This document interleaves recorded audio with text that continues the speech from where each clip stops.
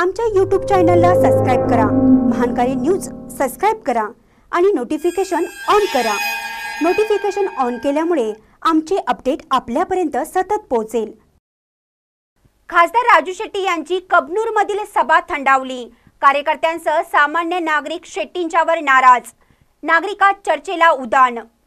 स्वाभिमानी शेतकरी संघटना व मित्र पक्षाचे हातकलंगले लोकसभा मतदारसंघाचे अधिकृत उमेदवार खासदार राजू शेट्टी यांच्या प्रचार मेळाव्यास कबनूरमध्ये थंडा प्रतिसाद मिळाला।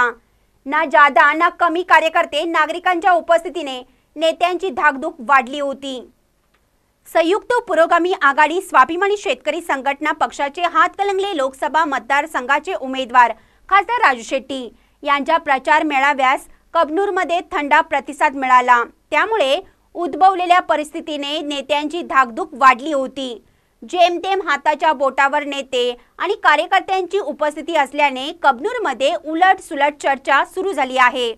शेतकऱ्यांच्या गळ्यातले ताईत म्हणून ओळखले जाणारे नेते म्हणून राजू शेट्टी यांची ओळख होती। प्रचार जोरदार सुरू आहे। काल झालेल्या प्रचार मेळाव्यास नागरिकांनी पाठ फिरवली। सभेत मोकळ्या खुर्च्या अधिक दिसत होत्या।